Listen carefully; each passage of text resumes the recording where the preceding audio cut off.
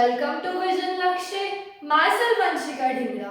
Today we are going to discuss about central bank. ठीक है, central bank का introduction तो हमने अपने लास्ट लेक्चर्स में पढ़ा था. आज हम क्या पढ़ेंगे? फंक्शन. किसके फंक्शन? सेंट्रल बैंक के. ठीक है, बिफोर दैट हमें पता है सेंट्रल बैंक क्या है? एपेक्स बैंक है. एपेक्स बॉडी है, पूरी कंट्री में एक अकेला बैंक है. ठीक है, एंड सबसे ऊपर घर में जैसे दादा. ठीक है, अब क्या होता है, ये एपेक्स बैंक के साथ साथ एक चीज और इसमें याद रखने वाली है. सेंट्रल बैंक जो है वो कब एस्टेब्लिश हुआ था? 1 अप्रैल 1935 को क्या हुआ था? ये एस्टेब्लिश हुआ था. किस बेसिस पे एस्टेब्लिश हुआ था? एक एक्ट पास हुआ था 1934.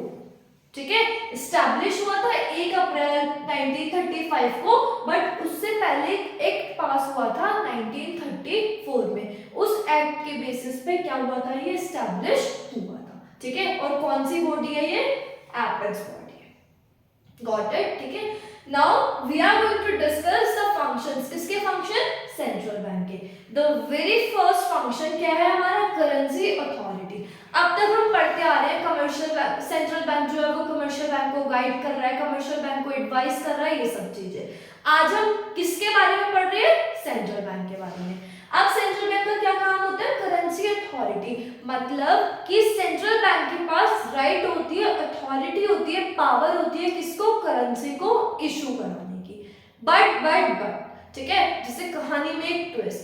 करेंसी अथॉरिटी की राइट तो होती है, लेकिन 2 रुपए से 2000 तक के नोट्स और कॉइन्स किसके अंडर होते हैं? ये आरबीआई के under, reserve bank of India. 1 रुपए का जो नोट और कॉइन होता है वो किसके कंट्रोल में होता है? मिनिस्ट्री ऑफ फाइनेंस के कंट्रोल में होता है. Got it? ठीक है, तो करेंसी अथॉरिटी की राइट तो होती है, सोल अथॉरिटी राइट होती है, मतलब अकेली राइट किसके पास है? सेंट्रल बैंक के पास है. But 2 to 2000. अब क्या होता है, बात आती है कि करेंसी सिर्फ यही क्यों करता है ना? क्यों सिर्फ और सिर्फ इसी के पास राइट होती है? क्यों होता है? ताकि हमारी करेंसी जो इशू हो रही है उसमें क्या हो? यूनिफॉर्मिटी मेंटेन रहे. ठीक है, एक ही चीज एक ही जगह से आती है तो क्या होता है? हमारी यूनिफॉर्मिटी रहती है, प्लस प्लस प्लस हमारा क्या होता है? सब चीजें एक प्रॉपर ऑर्डर में चलती है, मेंटेन रहता है पीस और डिसिप्लिन. Got it? ठीक है, तो इसीलिए क्या है, इसके पास सोल अथॉरिटी राइट है टू इशू करेंसी. ठीक है, now second function of central bank is banker to the government. जो होता है हमारा सेंट्रल बैंक जो होता है वो किसके लिए बैंक होता है? गवर्नमेंट के लिए. ठीक है, गवर्नमेंट के लिए कैसे काम करता है? वो बैंकर की तरह भी काम करता है, एजेंट की तरह भी और फाइनेंशियल एडवाइजर की तरह भी. मतलब सेंट्रल बैंक जो गवर्नमेंट के लिए क्या क्या बन जाता है? बैंकर भी बन जाता है, एजेंट भी बन जाता है और फाइनेंशियल एडवाइजर भी बन जाता है जब गवर्नमेंट को नीड होती है. ठीक है, एज अ बैंकर वो क्या क्या चीजें करते हैं? गवर्नमेंट के करंट अकाउंट्स मेंटेन कराता है, सारे रिसीट्स और पेमेंट्स जो गवर्नमेंट के होते हैं वो एक्सेप्ट करता है, लोन्स और एडवांसेस देता है गवर्नमेंट को शॉर्ट पीरियड के लिए. ठीक है, टेम्पररी पीरियड्स के लिए. Got it? ये एज अ बैंकर परफॉर्म करता है गवर्नमेंट के लिए. Now bankers bank. Bankers bank का क्या मतलब हुआ? सेंट्रल बैंक बैंकों का भी बैंक है. ठीक है, मतलब सेंट्रल बैंक एपेक्स बॉडी है. जो भी हमारी एपेक्स बॉडी मतलब पूरे देश का अकेला इंसान, तो नॉर्मल सी बात है हर बैंक को नीड पड़ेगी, वो किसके पास जाएगा? सेंट्रल बैंक के पास, है ना? सेंट्रल बैंक बैंकर्स बैंक क्यों है? क्योंकि वो कस्टोडियन ऑफ कैश रिजर्व, सारे कैश को वो रिजर्व करके रखता है, पहली चीज. दूसरा, लेंडर ऑफ लास्ट रिजॉर्ट. वो कैसे परफॉर्म करता है? लेंडर ऑफ लास्ट रिजॉर्ट की तरह. लेंडर ऑफ लास्ट रिजॉर्ट का मतलब क्या होता है? जब हर जगह से फेल हो जाती है, हमें कहीं से कुछ नहीं मिल रहा होता, तो किसके पास हम जाते हैं? सेंट्रल बैंक के पास. ठीक है, लेंडर ऑफ लास्ट रिजॉर्ट. हर जगह से फेल होने के बाद एक ही रास्ता दिखता है, एक ही जगह दिखती है, आरबीआई. ठीक है, next clearing houses. Clearing houses क्यों बोला गया है इसको? क्योंकि क्या होता है, कमर्शियल बैंक के पास जितने भी फंड अवेलेबल होते हैं वो सारे फंड जो होते हैं अपने वो हटाते रहते हैं और किसके पास भेजते रहते हैं? सेंट्रल बैंक के पास. डिपॉजिट्स आगे मतलब अपने पास ज्यादा फंड नहीं रखते, तो ये कमर्शियल बैंक के लिए क्लियरिंग हाउस है. उनके फंड जो होते हैं वो अपने आप अपने पास मेंटेन करके रखता है. Got it?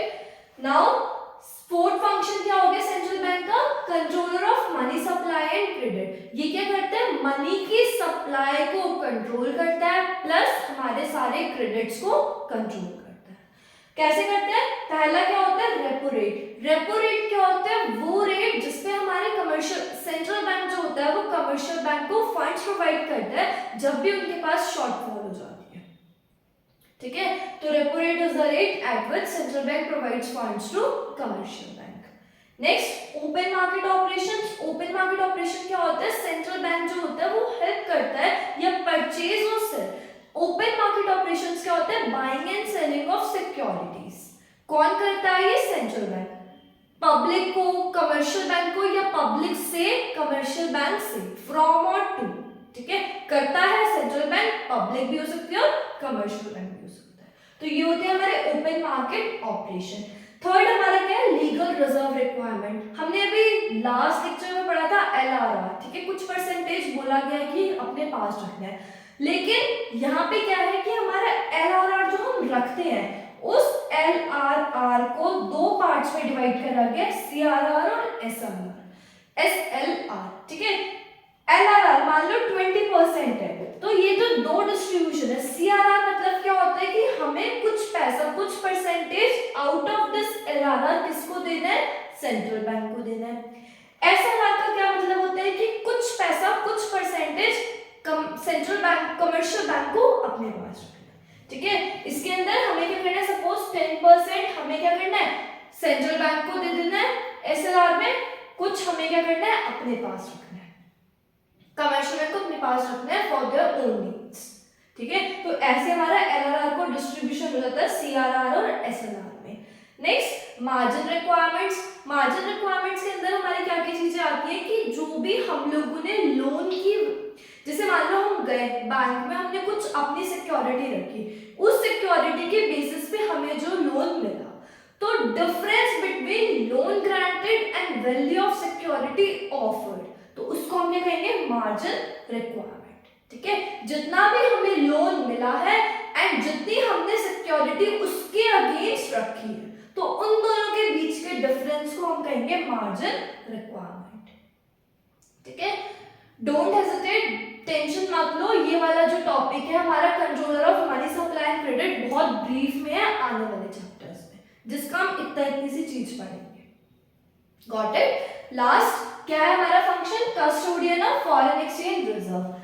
सेंट्रल बैंक जो होता है वो कस्टोडियन है किसका, फॉरेन एक्सचेंज रिजर्व का। मतलब ये हेल्प करता है to exercise a reasonable control on foreign exchange. हमारे फॉरेन एक्सचेंज पे भी क्या करते हैं, कंट्रोल बना के रखता है। कौन, हमारी एपेक्स बॉडी, जो कि कौन है, सेंट्रल बैंक। Got it. ये सारे हमारी क्या है, फंक्शंस किसके, सेंट्रल बैंक के। पहला currency authority, banker to the government, bankers bank, controller of money supply and credit, and last one is custodian of foreign exchange reserve. Hope it's very clear. सब समझ आ गया होगा आपको, एंड सेंट्रल बैंक पूरा clear हो गया होगा। And अगर आपको समझ में आया हो, वीडियो पसंद आई हो, so please like, subscribe and share more and more. Thank you so much.